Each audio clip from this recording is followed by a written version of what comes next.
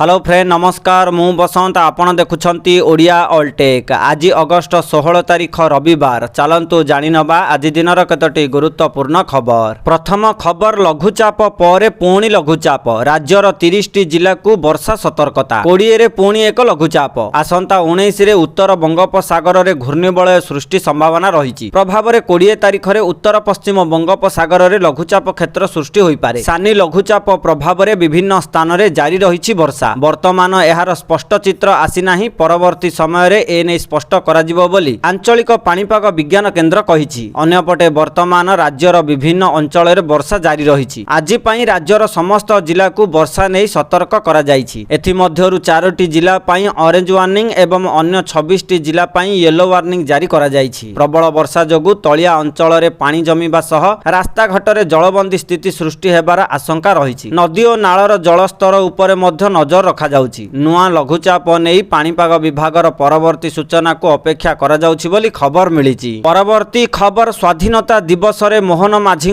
10टी बड़ घोषणा। ओसीएस परीक्षारु 6 थर सुजोग सीमा हटिला। 42 वर्ष बयस पर्यंत देई परिबे परीक्षा। नवम और दशम श्रेणी को मागणा बही और मध्याह्न भोजन मिलिबो। सेहिपरि नुआ मेडिकल कॉलेज निर्माण कराजिबो। चाषी को वर्ष को 10,000 टंकार सहायता मिलिबो। 1 कोटी रु अधिक सुभद्रा हिताधिकारी सामिल हेबे। 5 वर्ष रे 20 लाख नियुक्ति लक्ष्य रखा जाइछि। आईटीआई रे एआई लैब और 3टी नुआ वर्ल्ड स्किल सेंटर कराजिबो। एआई सेमीकंडक्टर समेत नुआ क्षेत्र रे फोकस रहिछि। नुआ एक्सप्रेस वे रे बदलिबो ओडिशार चित्र। 2036 सुधा समृद्ध ओडिशा और 2047 सुधा विकसित ओडिशा लक्ष्य रखा जाइछि बोली खबर मिलिछि। परवर्ती खबर जलका बन्या रे जलबंदी शताधिक गाँ उबुटुबु लोके। गोडिया बडे बालेश्वर जिले रे जलका नदी विपद संकेत टपिछि। सतर्क संकेत 6 मीटर रहिथिबा बेले विपद संकेत रहिछि 6.50। गतकाली सकाळ 6टा सुधा जलस्तर वृद्धि पाई 6.98 मीटर रे प्रवाहित हेउछि। फଳରେ बस्ता ब्लॉकर 18टी पंचायतर शताधिक गाँ जलबंदी होई जाइछि। किछि लोकंक घरे पानी पसिथिबा बेले माटी घरर कांथ भुसिडी जाइछि। अनेक स्थान रे रास्ता उपरे 5 फुटर बन्या पानी प्रवाहित हेउछि। फଳରେ विच्छिन्न होई जाइछि जोगाजोग। धान चाउल और घरर आसबाब पत्र पानी रे बुडी नष्ट होई जाइछि। सेहिपरि भद्रक जिल्लार भंडारी पोखरी धामनगर और चांदवाली ब्लॉकर तलिया अंचल रे बन्या पानी पसिछि। बैतरणीर बन्या जल रेंगुटी नदी देई विभिन्न गाँ को माड़ी चलीछि बोली खबर मिलिछि। परवर्ती खबर चाषी को मिलिला बड़ आश्वस्ति। सारा राज्यर चाषी चिंतारे पड़िला पूर्णछेद। एग्री स्टाक को नहीं थिबा द्वंद्व दूर कले मुख्यमंत्री मोहन चरण माझी गतकाली एही पंजीकरण सह किभली धान किणा हेबो चिंतारे थिले चाषी। एने मुख्यमंत्री मोहन चरण माझी कले बड़ घोषणा। से स्पष्ट भावे कहिसंती जे एग्री स्टाक पंजीकरण सह धान किणा पई आवश्यक हेउथिबा पी पास पंजीकरणर कौनसी संपर्क नाही। एणु चाषी माने एथिपई आदो चिंतित हेबा आवश्यक नाही। धान बिक्री पई एग्री स्टाक बाध्यतामूलक कुहा जाउथिबा बेले एही चर्चा को खंडन करिसंती मुख्यमंत्री। एहा मध्य कहिसंती जे दुईटी प्रक्रिया संपूर्ण भिन्न। से कहिसंती जे पूर्व वर्ष भली चलित वर्ष मध्य पी पास व्यवस्था माध्यम रे ही चाषीक पंजीकरण और धान किणा प्रक्रिया जारी रहिबो। एग्री स्टाक केवल चाषीक तथ्य संग्रहर एक माध्यम होइथिबा बेले धान किणा समय रे एहा कौनसी प्रतिबंधक साजिब नाही। सरकार चाषी सुविधा को सर्वाधिक गुरुत्व देउछंती। जेपरि सेमाने निजर उत्पादित धान को मंडी रे सहजरे बिक्री करि परिबे। चलित वर्ष मध्य पी पास पंजीकरण करी चाषी माने सुविधा रे धान बिक्री करि परिबे बोली निजे मुख्यमंत्री स्पष्टीकरण देइछंती बोली खबर मिलिछि। परवर्ती खबर रेल सुरक्षा रे नुआ पदक्षेप। अपहंच स्थान रे तदंत करिबो कुकुर देहरे लागिला कैमेरा। गोटिए बटे रेलबाई सुरक्षा पई नुआ रणनीति अपनाइछि। इन्वेस्टिगेशन एवं डिटेक्शन पई स्वतंत्र डॉग स्क्वाड प्रस्तुत होईछि। प्रथम थर पई तालीम प्राप्त कुकुरंक देहरे लगागला कैमेरा। प्लाटफॉर्म रो अंधारिया स्थान एवं विभिन्न अपहंच स्थान रे तदंत प्रक्रिया को अधिक सुदृढ़ करिबारे एहा हेबो गुरुत्वपूर्ण। जेउ स्थान रे सुरक्षा कर्मी पहुंची पारिबेनी सेठारे तृतीय नयन भाबे कार्य करिबा कुकुर देहरे लागिथिबा एही कैमेरा। मोबाइल रे कैमेरा को ऑपरेट करि हेबो। कंट्रोल सेंटर रे बसी मॉनिटर करि हेबो। प्रथम पर्याय रे खोर्धा डिवीजन पई तालीम प्राप्त 5 टिकिया डॉग स्क्वाड देहरे एही कैमेरा लगा जाइछि। आगो को आहुरी 1500 टी कैमेरा लगा जिवो बोली सूचना मिलिछि। परवर्ती खबर लाल किला रे प्रधानमंत्री मोदी को बड़ घोषणा। देशर युवपीढ़ी को मिलिबो एआई ट्रेनिंग। गोटिए पटे स्वाधीनता दिवस अवसर रे प्रधानमंत्री नरेंद्र मोदी लाल किलार प्राचीररु देश को संबर्धित करथिले। प्रधानमंत्री मोदी तांको अभिभाषण रे 10टी गुरुत्वपूर्ण बड़ घोषणा करथिले जहा युवपीढ़ी एवं शक्ति संकट सहित जड़ित। प्रधानमंत्री मोदी युवपीढ़ी को एक गुरुत्वपूर्ण उपहार देइछंती। आसंता वर्ष मध्य 1 कोटी युवक युवती को AI स्किल ट्रेनिंग देबार निष्पत्ति नेइछंती नरेंद्र मोदी। सेहीपरि युवपीढ़ी ପାଇଁ विभिन्न प्रतियोगितामूलक परीक्षा ପାଇଁ मागणा ऑनलाइन कोचिंग प्रदान करबाकू निष्पत्ति नेइछंती प्रधानमंत्री मोदी बोली खबर मिलिछि। परवर्ती खबर ओडिशार चाषींक ପାଇଁ आसिला खुशी खबर। मिलिबो सीएम किसान योजनार 2000 टंका। ओडिशा सरकार देले बड़ सूचना। जदि आपनकू सीएम किसान योजना रे टंका मिलुनी आपण सीएम किसान योजनार ऑफिशियल पोर्टल किंबा जनसेवा केंद्र को जाई ऑनलाइन माध्यम रे पंजीकरण करि परिबे। पंजीकरण कला परे आपनकर वेरिफिकेशन करा जिवो। आपण जदि योग्य हिताधिकारी होइथिबे तेबे आपनकू आसंता मासरु सीएम किसान योजनार टंका प्रदान करा जिवो 2 रु 4000 बोली ओडिशा सरकार बड़ सूचना देइछंती। परवर्ती खबर एणिके ओडिशार एही छात्र छात्री को मिलिबो मासिक भत्ता 10 रु 15000 टंका। गोडिए बडे राज्य रे कृषि शिक्षा और गवेषणा को आगकू नेबा पई ओडिशा कृषि और वैषयिक विश्वविद्यालय रो पीजी एवं पीएचडी छात्र छात्री पई मासिक भत्ता घोषणा करा जायछि। पीजी छात्र छात्री को 2 वर्षर कृषि और आनुषंगिक कोर्स पई मासकू 10000 मिलिबो एवं पीएचडी गवेषकों को 3 वर्ष पर्यंत मासकू 15000 टंका मिलिबो। उपमुख्यमंत्री कनकवर्धन सिंहदेव कहिसंती जे एही सहायतार मूल लक्ष्य हेउची उत्तम गवेषणा को प्रोत्साहन देबा एवं ओडिशार मेधावी छात्र छात्री को उत्साहित करिबा। आम युव गवेषकों पई खर्च करिबा माने ओडिशार चाषींक भविष्यत को सुरक्षित करिबा। एही टंका द्वारा आमर छात्र छात्री माने बिना आर्थिक चिंतारे नुआ उद्भावन और गवेषणा उपरे ध्यान देई परिबे बोली उपमुख्यमंत्री केभी सिंहदेव कहिसंती बोली खबर मिलिछि। परवर्ती खबर एणिकी बॉडी कैमेरा पिंधिबे अबकारी विभाग कर्मचारी। ए नै सूचना देले अबकारी मंत्री पृथ्वीराज हरिचंदन। गोडिए बडे ओडिशा रे निशा कारोबार एवं माफिया को दमन करिबा पई अबकारी विभाग पक्षरु एक गुरुत्वपूर्ण पदक्षेप निया जायछि। चढ़ऊ समय रे स्वच्छता आनिबा, कार्यानुष्ठान को अधिक दायित्वपूर्ण करिबा एवं निशा माफिया विरुद्ध रे दृढ़ कार्यानुष्ठान ग्रहण करिबा पई एही व्यवस्था करा जायछि। एहा द्वारा चढ़ाऊर समस्त दृश्य रेकर्ड होई रहिबो, जहा अपराधी को साबाड़ करिबारे एवं प्रमाण संग्रह करिबारे बेस सहायक हेबो। कर्मचारी उपरे आक्रमण हेले प्रमाण जोगाड़ होई परिबो बोली खबर मिलिछि। परवर्ती खबर बढ़िला सुना कमिला रूपा दाम। गहना किनिबा पूर्वरु नजर पकांतु ओडिशा समेत देश रे केते रहिछि सुना दर। आज भारतीय बजार रे 24 कैरेट सुनार मूल्य 1,55,130 टंका रहिछि। सेहीपरि 22 कैरेट सुनार मूल्य 1,42,200 टंका छुइछि। सेहीपरि राजधानी भुवनेश्वर रे 24 कैरेट सुनार मूल्य 10 ग्राम पिछा 1,55,130 टंका रहिथिबा बेले 22 कैरेट सुनार मूल्य 10 ग्राम पिछा 1,42,200 टंका को पहुंचिछि। अन्यपटे रूपा मूल्य किलो पिछा 2,50,000 टंका होइछि बोली खबर मिलिछि। परवर्ती खबर परीक्षार्थींक पई आसिला खुशी खबर। स्वाधीनता दिवस रे बड़ घोषणा कले राज्य सरकार। ओसीएस परीक्षा रे बड़ परिवर्तन को नै गांधी मार्गरु बड़ घोषणा करिसंती मुख्यमंत्री मोहन चरण माझी। एणिकी ओडिशा सिविल सर्विसेस परीक्षा रे कोनोसी सुजोग सीमा रहिबो नाही। सरकारी चाकरी पई सर्वोच्च बयस सीमा 32 वर्षरु वृद्धि करा जाई 42 वर्ष करा जाईछि। नियुक्ति परीक्षा रे अनियमितता को अक्षमणीय अपराध भाबे ग्रहण करा जिवो एवं पियन ठारू आरंभ करी आईएएस अधिकारी पर्यंत काहाकू मध्य छडा जिवो नाही बोली स्पष्ट करा जाईछि। ओडिशा सिविल सर्विस परीक्षा रे सर्वाधिक 6टी सुजोग उठाइबाको घोषणा अर्थात सिविल सर्विस परीक्षा पई आशायी अनलिमिटेड अटेम्प्ट करि परिबे बोली खबर मिलिछि। परवर्ती खबर सेवा और साहसिकता पई 17 जन पुलिस कर्मचारी को पुलिस मेडल। गोडिए बडे 80तम स्वाधीनता दिवस अवसर रे ओडिशा पुलिस रो 17 जन पुलिस कर्मचारी को पुलिस पदक प्रदान करा जायछि। लोकसेवा भवन रे राज्य स्तरीय पदक प्रदान उत्सव रे सम्मानित करिसंती मुख्यमंत्री मोहन चरण माझी बोली खबर मिलिछि। परवर्ती खबर राजधानी भुवनेश्वर रे पुणी जणे कोविड आक्रांत चिन्हट। राजधानी भुवनेश्वर रु जणे 50 वर्षीय व्यक्ति कोरोना रे संक्रमित होइथिबा खबर सामना को आसीछि। से एक घरोई हॉस्पिटल रे भर्ती होई चिकित्सित हेउथिबा नै जणा पड़िछि। ए नै हॉस्पिटल कर्तृपक्ष सूचना देइछंती। तेबे आक्रांतक केउठारु संक्रमित होइछंती से नै सूचना मिली नाही। मिलिथिबा सूचना अनुसार आक्रांत व्यक्ति जनक गत किछि दिन हेबो ठंडा काश एवं ज्वर भली सामान्य लक्षण अनुभव करुथिले। संदेह हेबारु से निजर कोविड नमूना परीक्षा कराइथिले, जहार रिपोर्ट पॉजिटिव आसीछि बोली खबर मिलिछि। परवर्ती खबर राज्य रे कार्यक्षम हेबा आउ 3टी डप्लर राडार। आहुरी सठिक हेबो पाणीपाग पूर्वानुमान। गोडिए बडे राज्य रे प्राकृतिक विपर्यय परिचालना और पाणीपाग सूचना व्यवस्था को अधिक सुदृढ़ करिबा पई सरकार बड़ पदक्षेप नेउछंती। ओडिशा रे वर्तमान 2टी डप्लर राडार कार्य करुथिबा बेले आगामी दिन रे आउ 3टी नूतन डप्लर राडार कार्यक्षम हेबो बोली राजस्व और विपर्यय परिचालना मंत्री सुरेश पुजारी सूचना देइछंती। एही व्यवस्था द्वारा पाणीपागर पूर्वानुमान करिबा प्रक्रिया पूर्व अपेक्षा अधिक सहज और निखुण होई परिबो बोली मंत्री कहिछंती बोली खबर मिलिछि। परवर्ती खबर खूब शीघ्र पुरी रे चालिबो क्रूज। पुरी शहर उपकंठ ନୀଳକଣ୍ଠ ମଙ୍ଗଳା ମୁହାଣ ନିକଟରେ ହେବ ଅତ୍ୟାଧୁନିକ କ୍ରୁଜ ଟର୍ମିନାଲ। ଏଠାରୁ ରାଜ୍ୟ ଓ ରାଜ୍ୟ ବାହାରକୁ ଚଳାଚଳ କରିବ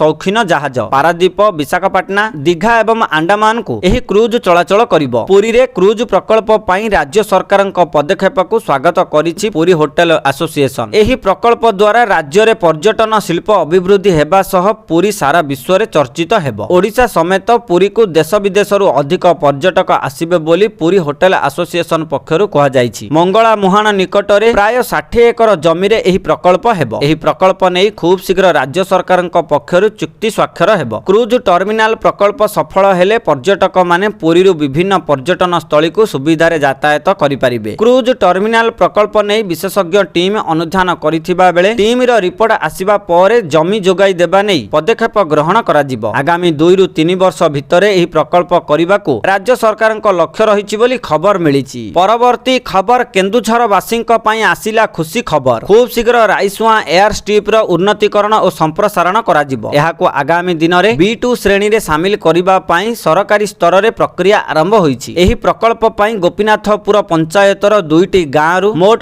61 ଏକର 239 ଡେସିମିଲି ଘରୋଇ ଜମି ଅଧିଗ୍ରହଣ କରାଯିବ। ଏଥିସହ 2 ଏକର 445 ଡେସିମିଲି ସରକାରୀ ଜମି ମଧ୍ୟ ନିଆଯିବାର ଯୋଜନା ରହିଛି। ସିଲିସୁଆଁ ଗାଁରୁ 1 ଏକର 101 ଡେସିମିଲି ଜମି ଅଧିଗ୍ରହଣ ପାଇଁ ଗତକାଲି ପ୍ରଥମ ଗ୍ରାମସଭା ଅନୁଷ୍ଠିତ ହୋଇଛି। ଏଥିରେ 11 ଜଣ ଜମି ମାଲିକଙ୍କ ମତାମତ ନିଆଯାଇଥିବା ବେଳେ ଜମି ମାଲିକମାନେ ଡେସିମିଲି ପିଛା 8 ଲକ୍ଷ ଟଙ୍କା କ୍ଷତିପୂରଣ ଦାବି କରିଛନ୍ତି। ସେହିପରି ଆଜି ଗୋପୀନାଥପୁର ଗାଁରେ ଦ୍ୱିତୀୟ ଗ୍ରାମସଭା ହେବ। ଏଠାରେ 60 ଏକର 138 ଡେସିମିଲି ଜମି ଅଧିଗ୍ରହଣ ସମ୍ପର୍କରେ 84 ଜଣ ଜମି ମାଲିକଙ୍କ ମତାମତ ନିଆଯିବ ବୋଲି ଖବର ମିଳିଛି। ପରବର୍ତ୍ତୀ ଖବର ନକଲି ନୋଟକୁ ନେଇ ଆରବିଆଇ ର ବଡ଼ ପଦକ୍ଷେପ। ସବୁ ବ୍ୟାଙ୍କ ଶାଖାରେ ଲାଗିବ ଡିଟେକ୍ସନ ମେସିନ। ଗୁଡ଼ିଏ ବଡ଼େ ଫେକ୍ କରେନ୍ସି ଚିହ୍ନଟ ପାଇଁ ବଡ଼ ପଦକ୍ଷେପ ନେଇଛି ଭାରତୀୟ ରିଜର୍ଭ ବ୍ୟାଙ୍କ। ଦେଶର ବ୍ୟାଙ୍କିଂ ବ୍ୟବସ୍ଥାକୁ ସ୍ୱଚ୍ଛ ରଖିବା ଏବଂ ସାଧାରଣ ଜନତାଙ୍କ କଠିନ ପରିଶ୍ରମର ରୋଜଗାରକୁ ସୁରକ୍ଷିତ ରଖିବା ପାଇଁ ଆରବିଆଇ ଏଭଳି ନିଷ୍ପତ୍ତି ନେଇଛି। ନକଲି ନୋଟର କାରବାର ରୋକିବା ପାଇଁ ବ୍ୟାଙ୍କ କର୍ମଚାରୀଙ୍କ ତାଲିମ ଠାରୁ ଆରମ୍ଭ କରି ଆଧୁନିକ ଡାଟା ଟେକ୍ନୋଲୋଜି ବ୍ୟବହାର କରିବାକୁ ଆରବିଆଇ ନିର୍ଦ୍ଦେଶ ଦେଇଛି। ମେସିନ ଯେତେ ଆଧୁନିକ ହେଲେ ମଧ୍ୟ ସେଗୁଡ଼ିକୁ ପରିଚାଳନା କରୁଥିବା କର୍ମଚାରୀମାନଙ୍କର ସଚେତନତା ନିହାତି ଆବଶ୍ୟକ। ଏହାକୁ ଦୃଷ୍ଟିରେ ରଖି ଆରବିଆଇ ବ୍ୟାଙ୍କ କର୍ମଚାରୀଙ୍କ ପ୍ରଶିକ୍ଷଣ ଉପରେ ବିଶେଷ ଗୁରୁତ୍ୱ ଦେଇଛି। କ୍ୟାଶ କାଉଣ୍ଟରରେ ବସୁଥିବା କର୍ମଚାରୀମାନେ ଯେପରି ଅସଲି ନୋଟର ସମସ୍ତ ସୁରକ୍ଷା ଫିଚରକୁ ସହଜରେ ଚିହ୍ନି ପାରିବେ, ସେଥିପାଇଁ ସେମାନଙ୍କୁ ସ୍ୱତନ୍ତ୍ର ତାଲିମ ଦେବାକୁ ବ୍ୟାଙ୍କଗୁଡ଼ିକୁ କୁହାଯାଇଛି। ସେଥିପାଇଁ ନିୟମିତ ସଚେତନତା ଏବଂ ରିଫ୍ରେସର ପ୍ରୋଗ୍ରାମ ଆୟୋଜନ କରାଯିବ। ଆସନ୍ତା 31 ଅକ୍ଟୋବର 2026 ସୁଦ୍ଧା ସମସ୍ତ କ୍ୟାଶ ନେଣଦେଣ କରୁଥିବା କର୍ମଚାରୀଙ୍କ ତାଲିମ ପ୍ରକ୍ରିୟା ଶେଷ କରିବାକୁ ଆରବିଆଇ କଡ଼ା ନିର୍ଦ୍ଦେଶ ଦେଇଛି ବୋଲି ଖବର ମିଳିଛି।